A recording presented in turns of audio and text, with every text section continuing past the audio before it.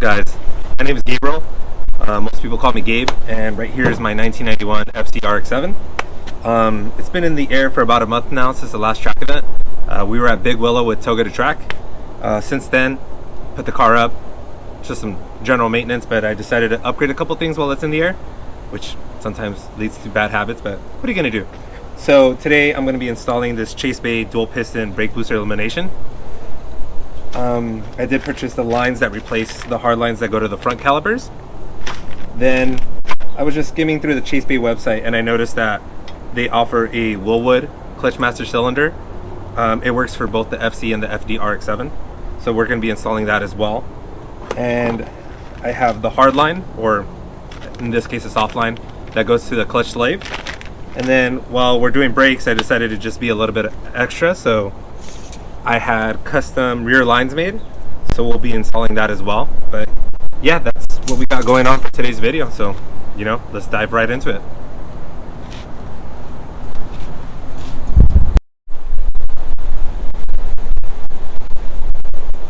So here's a close-up of the Chase Bay dual piston brake booster elimination kit. I opted to go with this kit, because it eliminates a lot of bulk from the engine bay around the strut tower brace, and also they claim that you get better braking consistency, which is something I was having issues with. A cool thing that I like about this kit is the reservoir.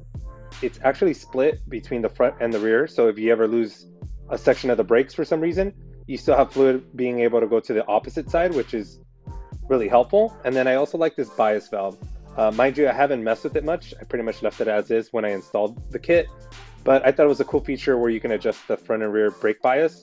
So overall, it's very compact, and that's kind of what sold me on it. So here we have the Chase Bay's clutch master cylinder kit. It works for both the FD and the FCs. As you can see, it's made by Wilwood. Something I really liked about it was the actual reservoir. It's made out of billet. I've had issues with the clutch master cylinder in the past. The seals tend to go bad and then your brake fluid ends up turning really black. I replaced everything, the slave, the hard line, the soft line. So I opted to change this out. I was already doing the order on Chase Bay, so why not? And here's just a close-up of the OEM setup. Here's the booster, the brake master cylinder, and then behind the coil right there, you have the clutch master cylinder. So ultimately, I wanted to reduce all this bulk, clean up the engine bay, as some people like to say, but this is a close-up of everything that was going to get removed and upgraded. And if you're not familiar with an FC engine bay, this is what it looks like. Brake booster, master cylinder, and clutch master cylinder. Rather than bore you with a video of me taking off my wheels and bleeding the brakes and the clutch master, so I pretty much sped everything up. So it took me probably like 20 minutes or so, or however long it took. Pretty much condensed it into a super speedy video, so you can pretty much skip this if you want, but I decided to just add it just in case you've never seen the brakes of an FC RX-7 bled, and same thing goes for the clutch slave.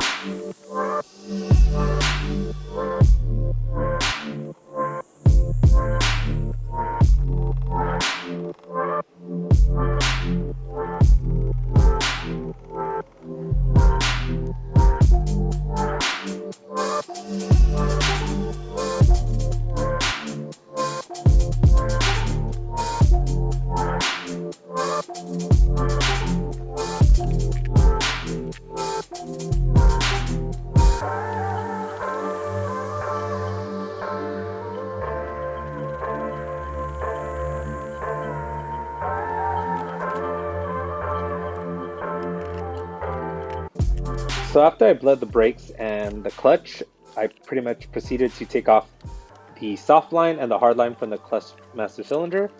And you'll see in this sped up video, I proceeded to take off the brake master cylinder and the brake booster. Pretty straightforward uninstallation. And yeah, I mean, if you ever have any questions, you can always check the factory service manual for the diagram, but it's a pretty straightforward process. The only thing I would say is be careful with the brake fluid. it's corrosive. It will destroy your paint. So I had some rags down there, and also have some soapy water nearby, just in case you do drip some brake fluid on your paint. You want to jump on it and not let it sit so it doesn't destroy your paint.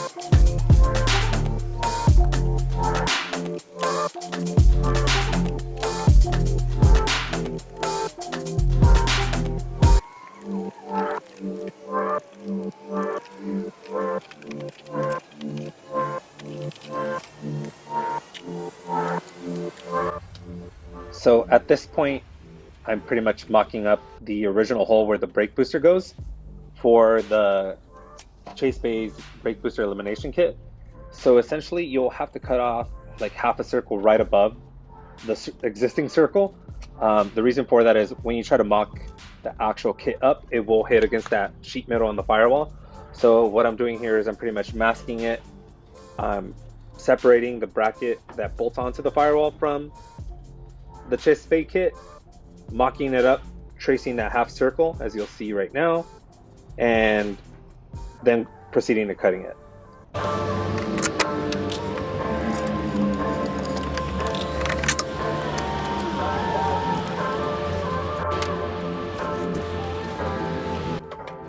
And my apologies here, my camera died out when I was actually cutting the sheet metal, but as you see when I take off the tape, there's a little half circle right above the original circle.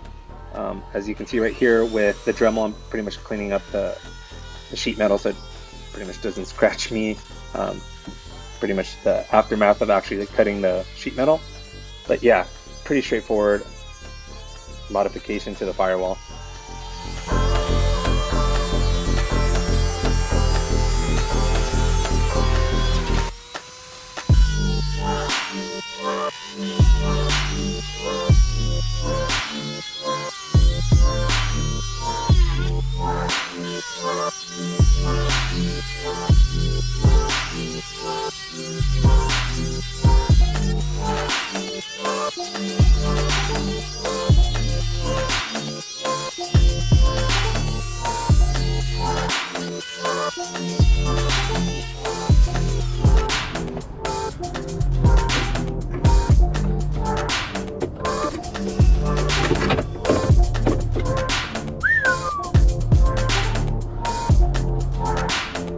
Alright guys, so my battery died out, but we ended up mocking up the brake booster elimination. Did a couple other things that I was working on, like the fuel, kind of mocked up the new lines that came from Chase Bay's. But I did have an issue with the clutch master cylinder.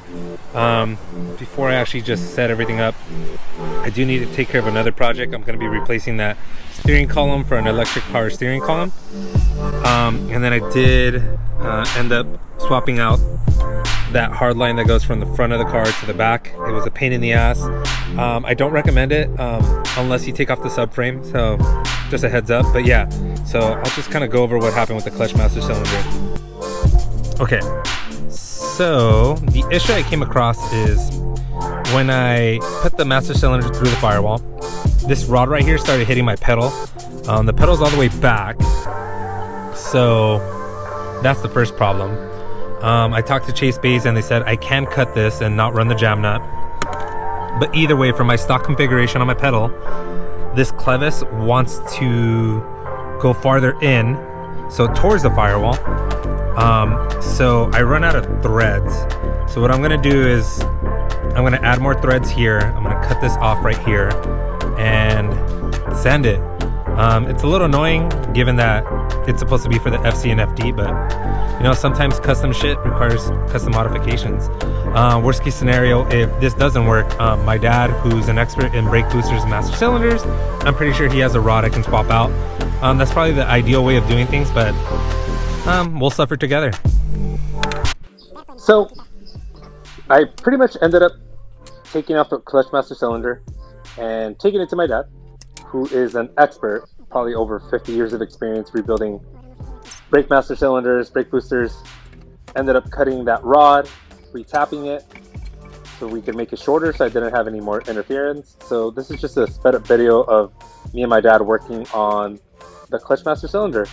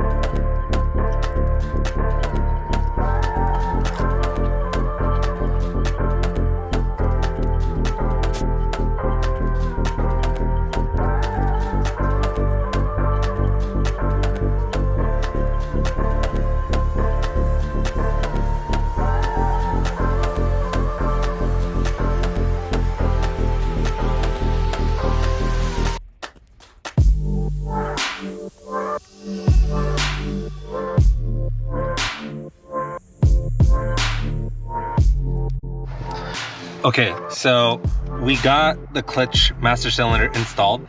What I ended up cutting off was the right amount, and the guesstimation that I did on threads helped, just for knowledge purposes. Since it's a Wilwood master cylinder, it's standard, so it's 5/16 with a 24 pitch. So here it is. I'm trying to light it for you guys, and then of course we got the little finger pointer. So the clevis goes on the right. This is per Chase Bays, and then the pin came through, the retention clip, then the 2 bolts similar to what the OEM clutch master cylinder uses, and that's pretty much it. And then I have that jam nut in the back. It's kind of a tight fit. It's a half inch wrench that you'll be using. I had to find a little tiny one. Luckily my dad had one that was pretty much, for some reason, broken in half, so it actually worked out. But as you can see, this won't be moving, and I didn't have to adjust the clutch switch or anything, so pretty stoked about that. We'll move on to the brakes once we finish the electric power steering conversion, and then bleed the whole system, and then yeah, we're one step closer to getting the car on the ground again.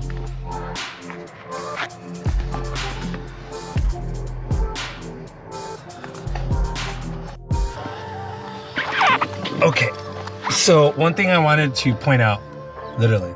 So I ended up bending out this bracket right here. I used a flat screwdriver, then a pry bar.